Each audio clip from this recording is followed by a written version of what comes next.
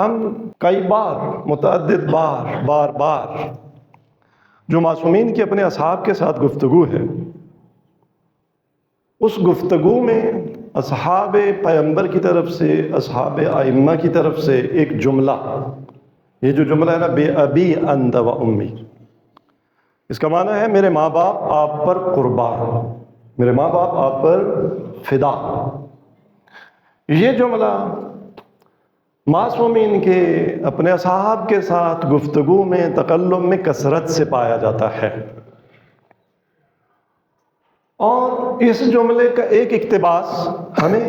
بزرگ علماء ان کا اپنے اساتذہ کے ساتھ گفتگو میں بھی یہ جملے ملتے ہیں، یہ اس سے ملتے جلتے جملے۔ اگر آپ امام خمینی رضوان اللہ تعالیٰ علیہ کی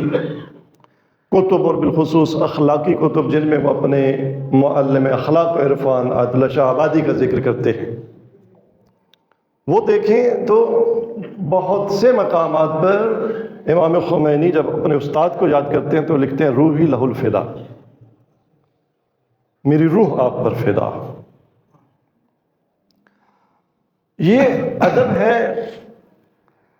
ویسے تو بارگاہ معصوم کا، اور خصوصیت کے ساتھ بارگاہ استاد کا، بارگاہ معلم کا،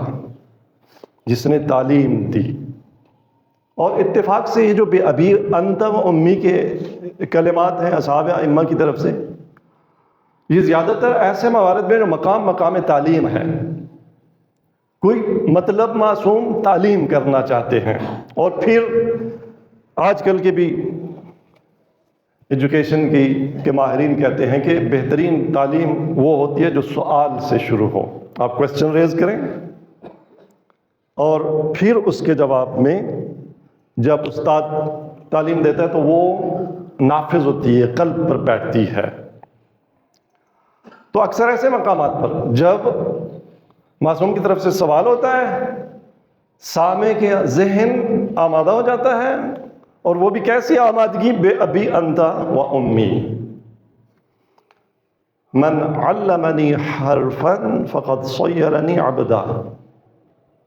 امام کا فرمان، آپ سے منسوب فرمان، جس نے مجھے ایک حرف تعلیم دے دیا، سکھا دیا، اس نے مجھے غلام بنا لیا۔ کاش علم و تعلیم و تعلم، استاد، اس کے بارے میں ہمارے کنسیپٹس ایسے ہوتے، ہمارا ادب ایسا ہوتا۔